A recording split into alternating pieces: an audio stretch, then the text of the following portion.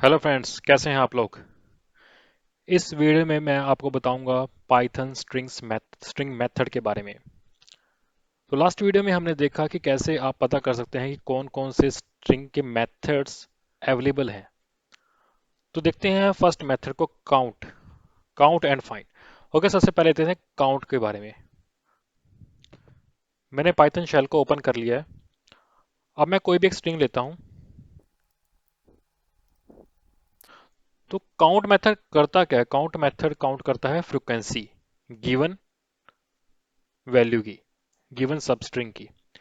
तो कंसिडर कीजिए मुझे इसमें से p निकालना कि p कितनी बार अपीयर हुआ है। तो हम करेंगे str.count। देखिए यहाँ पे मैं str.count कर रहा हूँ क्योंकि ये एक मेथड है और मेथड को हम ऐसे ही कॉल करते हैं। यहाँ पे ऑब्जेक्ट डॉट मेथड का नेम। अब यहाँ पे आप रख दीजिए जिसकी आपको फ्रिक्वेंसी काउंट करनी है। देखिए p की फ्रिक्वेंसी है इसमें 2 टाइम्स। अब सिमिलरली मैं चेक कर लेता हूँ o की फ्रिक्वेंसी।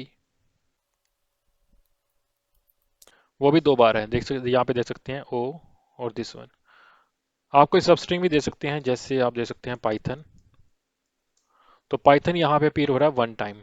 और अगर कंसीडर आप फ्रिक्वेंसी ना दें, मीन्स अगर ऐसा कोई वर्ड है ही नहीं लाइक एक्स, तो यहाँ पे मेरे को जीरो आया था। देखिए 0 टाइम एक्स अपीयर हुआ है ना यहाँ पे, इसलिए एक्स जीरो आ रहा है। अगर इसका कंप्लीट सिंटेक्स आपको देखना है तो आप क्या कीजिए, आप कीजिए हेल्प और यहाँ पे लिख दिए str1.count। तो आप देख सकते हैं यहाँ पे आपको डिटेल आई है कि काउंट मेथड बिल्ट इन है str में, इंस्टेंस में, उसके ऑब्जेक्ट में। और यहाँ पे आउटपुट क्या आता है? इंटीजर। देखिए आपको आपको इंटीजर ही आउटपुट आ रहा था यहाँ पे। तो इंटीजर आउटपुट आता है। और देखिए स्टार्ट और एंड भी है। अब ये कैसे यूज होंगे स्टार्ट एंड देख लेते हैं।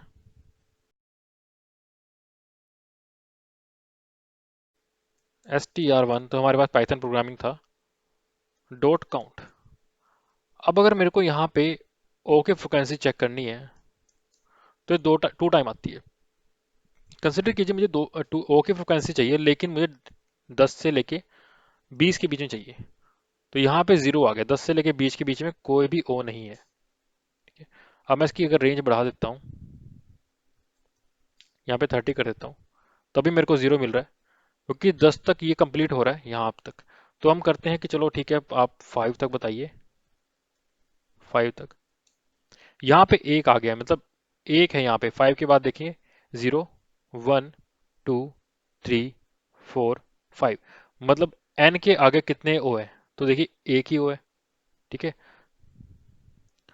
अगर मैं यहाँ पे लिखता हूँ 3, देखिए 3 में तो मुझे 2 ओ मिल जाते हैं। तो इस तरीके से आप इसका सबस्ट्रिंग ये डिफाइन करें, सबस्ट्रिंग। तो ये एक तरह से ऐसे ही है कि आप यहाँ पे इंडेक्स दे दीजिए, उसमें से काउंट निकालिए।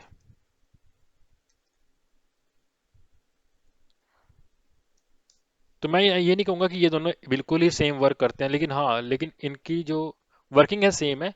लेकिन इंटरनली कैसे इंप्लीमेंट है उसके बारे में मैं कुछ नहीं बता सकता। हो सकता है ये ऐसे ही इंटरनली बनता हो, लेकिन इन दोनों की कहीं हो सकता है कि मेथोडोलॉजी डिफरेंट हो।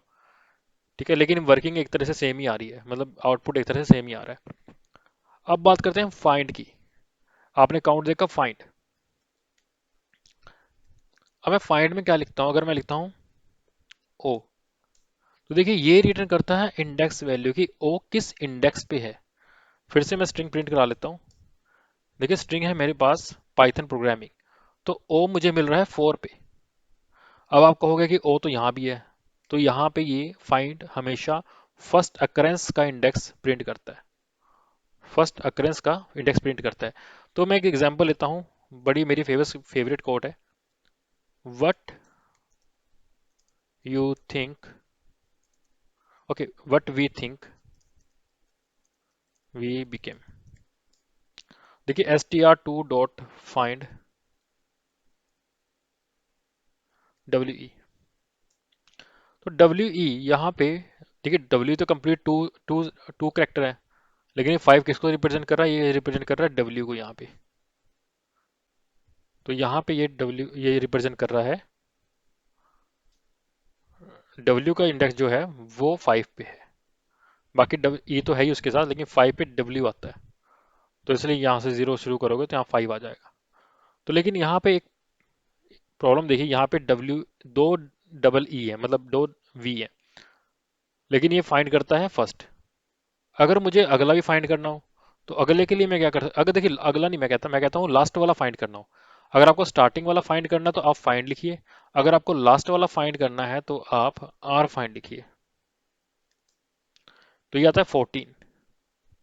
लेकिन कंसीडर कीजिए अगर मेरे पास ऐसी स्ट्रिंग है जिसमें दो वी आ जाए, जस्ट इमेजिन कि मैं सिर्फ एग्जांपल पर्पस के लिए बता रहा हूँ। देखिए मेरे को यहाँ पे 24 मिल रहा है, तो ये जो 24 है ये दिस वाला, और अगर मैं फाइंड करता हूँ तो ये वाला। देखिए एक बात याद रखिए, इंडेक्सिंग तो हमेशा ही इस तरफ से ही चलेगी, इंडेक्सिंग तो ऐसी चलेगी 0 1 2 3। लेकिन जो फाइंडिंग प्रोसेस है वो, अगर आप फाइंड लिखते हैं तो ऐसे चलेगी, अगर आप आर फाइंड लिखते हैं तो वो ऐसे चलेगी। मतलब लेफ्ट से चलेगी फाइंड और आर से चलेगी राइट फाइंड, राइट तरफ से। तो राइट की तरफ से अगर मुझे डब्ल्यू पहले मिल जाता है तो वो मेरा इंडेक्स 24 पे है। ठीक है, तो बीच वाले वी को हम नहीं निकाल सकते। अगर आपको बीच वाला वी निकालना है तो आपको for loop kind of thing use करनी पड़ेगी या फिर रेगुलर एक्सप्रेशन यूज करने पड़ेंगे। लेकिन यहाँ पे हमारे पास स्ट्रिंग में ऐसा कोई मेथड नहीं है। अगले मेथड देखते हैं। तो अगले मेथड जो है वो डेडिकेटेड है स्ट्रिंग केसेस के ऊपर। आप कंसीडर कीजिए कि आपके पास आपका पैन कार्ड नंबर है और आपको किसी फॉर्म में फिल करना है, और पैन कार्ड नंबर जो है लोअर केसेस में है, आपको उसे अपर में कन्वर्ट करना है। चलो पैन कार्ड तो फिर भी चलो 10 स्ट्रिंग्स का या तो 8 स्ट्रिंग्स का होता है। लेकिन कंसीडर कीजिए वेरी लेंथी स्ट्रिंग है, कोई कोई की है जो बहुत ही बड़ी है, आपको उस की को, की मतलब जैसे विंडोज की होती है या फिर किसी सीरियल नंबर है, उसको आपको लोअर में लिखा है लेकिन अपर में लिखना है। तो या तो आप उसको मैनुअल कन्वर्ट करो, तो उसमें आपका एक मिनट जाएगा। तो या तो फिर आप पाइथन शेल का यूज़ कीजिए। ये की मैंने सेव करके रखी हुई है। अब लेकिन अगर इस की को मैं करता हूँ लेकिन उसे तो लोअर केस में चाहिए, तो फॉर्म में भरने के लिए मुझे लोअर केस में कन्वर्ट करने, बिल्कुल देखिए सिंपल है, यहाँ पे लोअर लिख दीजिए। आपके पास सब कुछ लोअर केस में हो गया। देखिए जो इंटीजर है ये तो वैसे ही रहेंगे, बस जो कैरेक्टर्स हैं वो लोअर केस में हो गए हैं। तो ऐसे ही आप देखिए ओरिजिनल तो सेम ही रहेगी, ओरिजिनल सेम ही रहेगी, बस एक रिप्रेजेंटेशन नई, एक कन्वर्टेड वैल्यू आ जाएगी। अब यहाँ पे लोअर भी आ गया और आप ऐसे ही अपर कर सकते हैं। अब मैं एक सेंटेंस लिख रहा हूँ str1 str2 what we think we became. अगर मैं यहाँ इसका मुझे फर्स्ट लेटर कैपिटल करना है, इस लाइन का फर्स्ट लेटर कैपिटल करना है, तो मैं उसके लिए क्या करता हूँ, str2 कैपिटलाइज CAPITALIZE।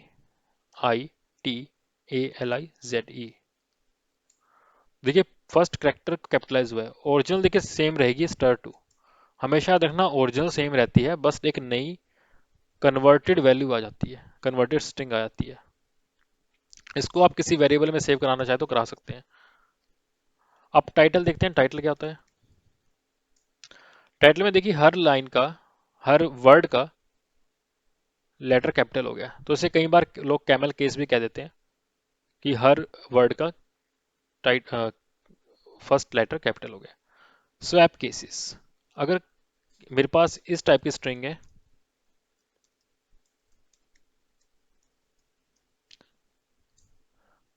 कुछ लेटर कैपिटल कुछ अपर, अब इसको स्वैप केस करता हूं तो मेरे पास स्वैप में lower to upper, upper to lower, ये बन जाता है। तो ये थे हमारे पास केस मेथड्स, बिल्कुल डायरेक्ट, सिंपल। अब हमारे पास है स्ट्रिप मेथड। स्ट्रिप, अब स्ट्रिप क्यों यूज करते हैं, अब स्ट्रिप हम क्यों यूज करते हैं, कुछ वैल्यू को स्ट्रिप करने के लिए। कभी कभी क्या होता है कि हम एक स्ट्रिंग कहीं से इनपुट आती है या आउटपुट आती है स्ट्रिंग हमारे पास, जो हमारे लिए इनपुट होती है, उसके साथ कुछ अनवांटेड कैरेक्टर्स ऐड हो जाते हैं, मतलब कि at the right hand, may be at the left hand. तो उसको रिमूव करने के लिए, स्ट्रिप करने के लिए हम स्ट्रिप मेथड का यूज करते हैं। तो हमारे पास है strip, L strip, R strip and strip. तो लेट्स सी कि हम उसे कैसे यूज कर सकते हैं। फिर से मैं शेल यूज कर रहा हूँ।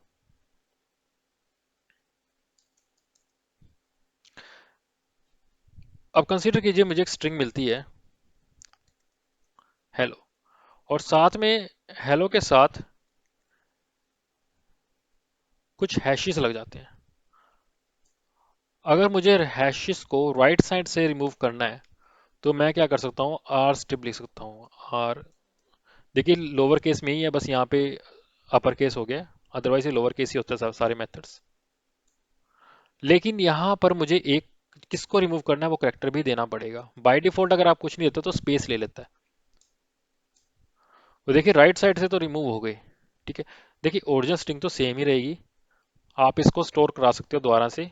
ऐसे कर, ऐसे लिख दीजिए और इसको फिर से यहाँ लिख दीजिए, तो बस रीअसाइन हो जाती है, ठीक है। अब इसको फिर से अगर आपको एल स्ट्रिप भी कर सकते हैं यहाँ पर, दोनों तरफ से रिमूव हो गई है। अगर आपको दोनों तरफ से वैसे ही रिमूव करना है तो हमारा बिल्ट इन मेथड है स्ट्रिप,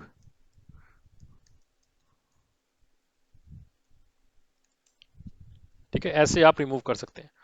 अब देखिए कंसीडर कीजिए मेरे पास एक और स्ट्रिंग है str3 इक्वल टू और कुछ डॉलर, फिर से हैश, फिर हेलो, फिर से dollar, hash, hash dollar, okay.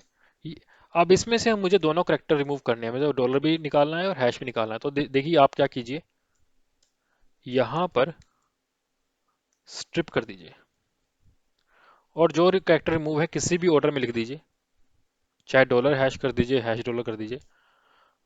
आपको हेलो स्ट्रिंग दोनों ही रिमूव हो जाएंगे। वो चेक करेगा, ठीक है, पहले हैश आ रहा है, ठीक है, हैश रिमूव कर दिया, फिर क्या डॉलर आ रहा है, ठीक है, डॉलर रिमूव कर दिया, फिर से हैश। तो ये बारी बारी सब चेक करता रहेगा, ठीक है, दोनों को चेक करता रहेगा। तो आप देखिए यहाँ पे मुझे हेलो मिल गया। तो ये था हमारे पास स्ट्रिप मेथड्स। तो फ्रेंड्स नेक्स्ट वीडियो में हम देखेंगे अगले मेथड्स। ये बहुत इंपॉर्टेंट मेथड्स हैं जो आप बहुत यूज़ होने वाले हैं। मैंने सिर्फ वही मेथड निकाले हैं जो मोस्ट कॉमन यूज़ होते हैं। देखिए मेथड्स में बहुत सारे हैं लेकिन हम यूज देखते हैं कि मोस्ट कॉमन यूज़ कौन से होते हैं। तो इस वीडियो में केवल इतना ही, अगली वीडियो में मिलेंगे और मेथड के साथ। Thank you for watching this video, please subscribe my channel and like the video and share the video.